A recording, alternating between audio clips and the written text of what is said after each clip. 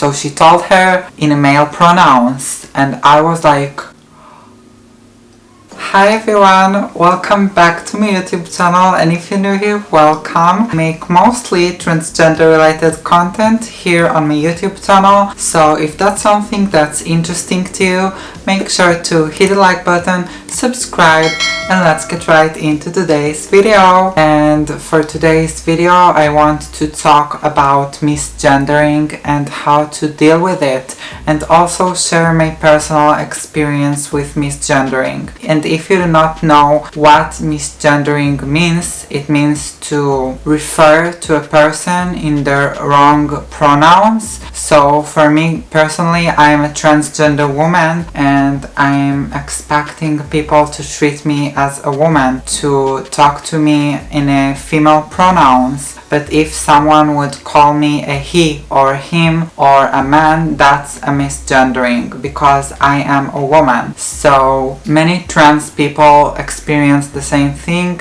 being misgendered on daily basis, and that's really painful experience sometimes. So that's why I wanted to talk about this today and to share my own experience as well. So for the sake of today's video, I wore no makeup, just like some chapstick, and that's it, because I want to show that you can be a woman without any makeup or add-ons. You don't have to do nothing to be a woman or a man, whatever you want. Woman does not equal makeup, clothes, hair. You really can be whatever you feel like without any add-ons. So that's the message for today. And I'll start by sharing my own story and experience with misgendering. So in the earlier stages of my transition, I look like a little boy, so people would sometimes get confused and sometimes call me a he instead of a she. So it really hurt me so deeply. Personally, I can't stand to be misgendered, but you do need to realize that there are so many types of misgendering. There is people that will do it on purpose because they hate trans people and they just want to hurt you purposely, and there's people that are really naive and doesn't know what transgender means, so they will misgender you, and there's also people that just get confused. Recently I discovered another type of misgendering, which is just like a total confusion that doesn't even have attachment to the fact that you're trans. Yes, I know it sounds weird, but there is such a thing. Some people can misgender you without even knowing that you're trans, or that the misgendering won't even be attached to the fact that you're trans. So let me explain myself.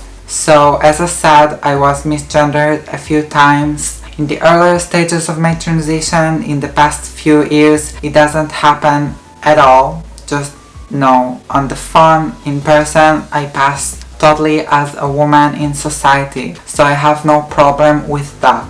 But with my grandma, she's 86 years old and she's in a retirement home, like an old people's home. She's been there for the past few years. I started my transition exactly at that time when she went out to the retirement home. So I haven't been living with her all my transition, but she knows everything and supports me fully. So she would always get confused with my pronouns, and sometimes she would call me a he. It really affected me so badly because outside nobody ever called me a he. Always people would perceive me as a woman, and it made me feel so much discomfort because I didn't understand why is my grandma referring to me as a boy sometimes. Still, because I know that I pass as a woman fully, and why exactly her, someone that's very close to me? Why her? Why not somebody else? It's just her. So it must be something not to do with me, because if it was me that I'm not passable enough, I would see this in other situations in life as well, but I don't see it. So it's something with her, and I just did not understand. And every time that I tried to reach and to contact her and to talk to her, I would get hurt again and again and again. My heart just couldn't handle with it, because I would get so much dysphoria from it, and I was pretty sure by that point that I'm the problem. I'm not passable enough, I'm not feminine enough. It was just very painful, and we didn't speak for the last 2 years. And then we started gradually talking again on the phone, and she would call me only by female pronouns in the phone. I was happy I came to visit her because I felt comfortable enough. I thought that she got over it, and now we're going to speak normally without any misgendering towards me. But I was wrong. When I came to visit her, I found out that she still does misgender me sometimes, and it was so uncomfortable, and I just cried and ran for my life, and I swore I would never speak to her again. A week passed, and she was involved in an accident. 2 of her legs broke. So our family came to visit her at the hospital. I came too, even though I swore that I would never see her again after what happened. I just came because I thought that this is going to be one of the last times that I will have an opportunity to talk to her, because she's very old and both of her legs broken, so you never can really know what the tomorrow will bring, right? And so we sat in her hospital room, me, my mom, my sister, and my cousin. They're all cisgender women, and me, the only trans person in the room. Time passed, and then she told my cousin, my cisgender female cousin, something in a male pronouns. She told her to turn off the light or something like that, but in a male pronouns.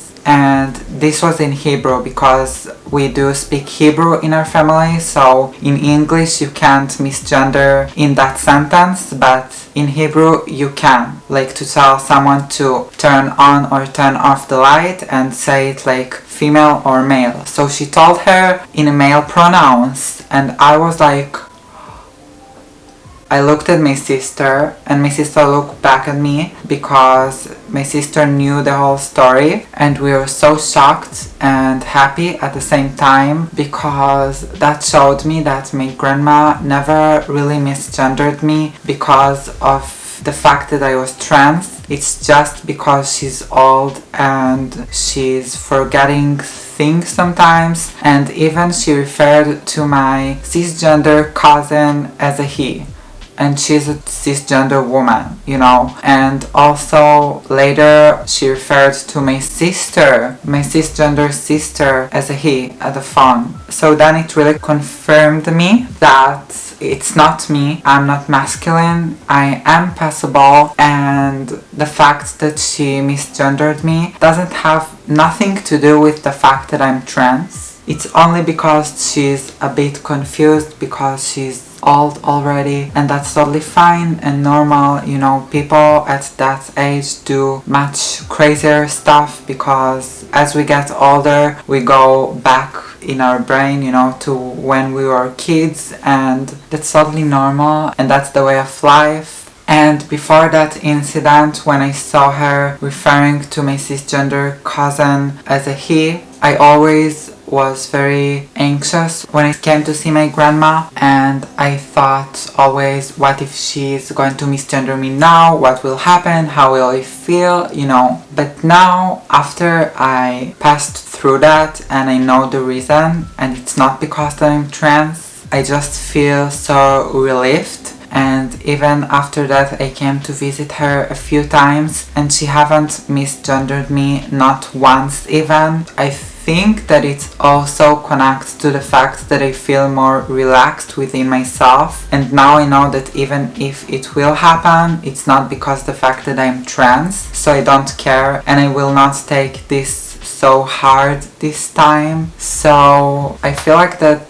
being so sure of myself now and happy, that's what makes this to not happen anymore, because I'm not anxious around her anymore. So that's kind of my story about misgendering and how I dealt with it. And I hope that you can understand too by that story if someone needs to hear that, whether it's your family or someone in the street, that it's not always what you think. You know, it's very easy to think fast and get into conclusion that it's because you're too masculine or you're not passable enough, but really I'm speechless because I found out that there are so many more factors to misgendering, and it's not only for being masculine or not passable enough. Like, look at me, this is my story and you can take this with you, and I really hope that it will help someone out there, because I'm so sure that I'm not the only one that experienced the same type of misgendering. And also, if you experience real misgendering, like based on the fact that you're not passable enough for the society or you're not feminine enough by today's standards or something like that,